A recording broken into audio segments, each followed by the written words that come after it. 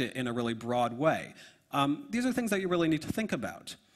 But here is where we are going to get creative. Instead of just talking about how to make a language, I figured it'd be more interesting if we actually make one together. I'm going to give you a bunch of questions. Some of them are multiple choice and some are open. For the multiple choice ones, I'm going to list the options and then a second time go over each of the options, and I want you to cheer for the one that you like the most. For the open questions, just yell out a suggestion when I prompt you. Okay? Yes. Good, you learn. So, we are going to make a fairly simple naturalistic artlang. You should, of course, explore other options on your own or talk to me afterwards or in the workshop. There's just a limit to how much I can do on the fly in front of 300 people. So, what aesthetic are we going to go for? Pretty, harsh, or weird? Wait. Pretty, harsh, weird. Figures. So, also, does anyone have any twists they want to put on it? For example, maybe the speakers think that rhyming indicates something that's true or good. Maybe it really matters to them whether they're talking to someone of higher or lower social status. Ideas? Anything? No vocals. As in voiced? No excessive. Do you mean vocals as in voiced consonants, like duh? Yes? Okay, anything else? Clicking noises. We'll get to sounds in a minute. Anything sort of more overarching or grammatical? Negations are reversed. Negations what? Reverse the Oh, sentence. okay, that's an interesting idea. Sure. Okay, so that's a few ideas. So actually, first I'm going to, write them down. So, weird. Negations are reversed. Minimize voiced consonants. And I think that was it, right? Am I missing something? Sorry? That would be a little bit too complex to cover in this kind of talk. Talk to me later. Oof. Again, a little bit too complex. I think we've got enough for now, though. Let's see. Okay. So we have an aesthetic and sort of an idea of overall what we're going for. We need to decide what sounds are going to be in the language. Languages actually vary quite a lot in what sounds they have. Some languages have stuff like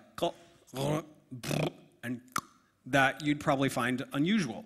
And other languages don't have sounds that you're really used to, like sh, th, or g. I'm going to be writing all of these down in the IPA, the International Phonetic Alphabet. You're going to need to learn this if you want to talk clearly about sounds, but we just don't really have the time to go into it now. So, if you know it, great. If you don't, oh well.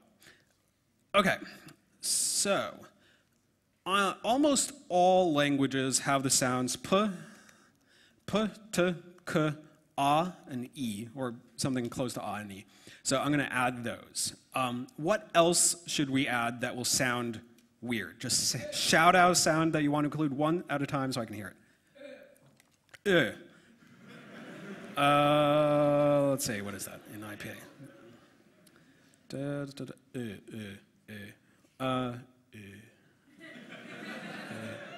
I'm going to call that a high back. So just high rounded back, sorry. Oh, I forgot to switch to IPA. There. Okay, next. Okay. Do you mean the or just a trilled R? Whoever said that.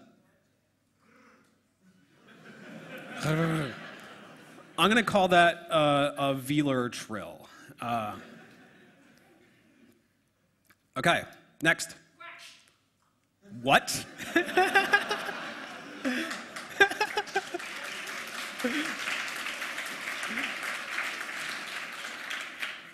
A quack, did you say? Something that occurs in a natural language, please. The IPA doesn't have anything for quack. How about instead? Okay, that is a post-alveolar click. Anything else? Zh. Zh is nice and simple. Zh. Okay. No whistles. Sorry, that's too complicated. Ch. Okay. Anything else? No. Sounds, bass sounds like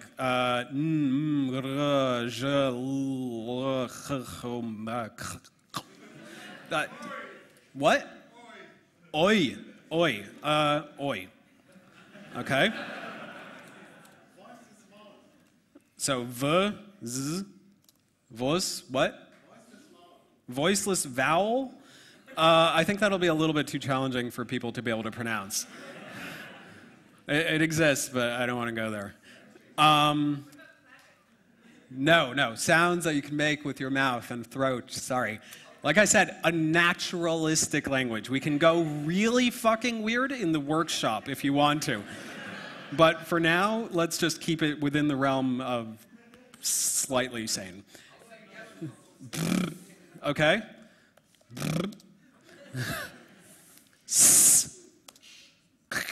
I'm going to call that k. Anyway, I think that's good enough for now. Let me round this out. So we have put k, gr, j, v, s, z, br, k, oi, r, and oi, a, I, and u. So let's see, what is this missing? We've got a r and we've got a k, so I'm going to add a ko. Let's see, what else? We don't have any nasals. Do we have any fricatives? Yes, we do. So therefore we should have s, and we do. We've got no affricates. We've got enough vowels.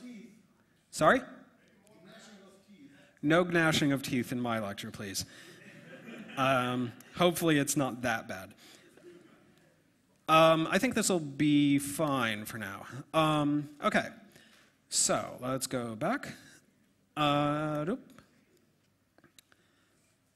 good. So now that we know what sounds are in the language, and we can add more later maybe, we need to decide how you form syllables. So here, a C means a consonant, a V means a vowel, and N is nasal consonants, but we don't actually have them. So ignore the N on the first one, that'll just be CV. So don't worry about the particular sounds that these two examples use or what the words are or anything. The point is, for example, in Tokipona, you can only have one consonant at the beginning of each syllable in what's called the onset. Whereas in English, well, really you can have three, but let's simplify and say you can have two. For example, st, Anne had a sl, I, t, r, e, with a th, art, ed, d, im. So I'm sort of emphasizing it, but just so you can hear that. English, of course, is actually pretty extreme, like strengths is one syllable. Most languages are way simpler than that. And I'm simplifying here. We're not going to go that complicated because it's a little complicated to write the rules down. Anyway, what do you want? Consonant vowel or a consonant consonant vowel consonant? So cheer for a consonant vowel. Cheer for a consonant consonant vowel consonant. Okay, I think it's CV wins. Yay. Easier for me. Okay. So.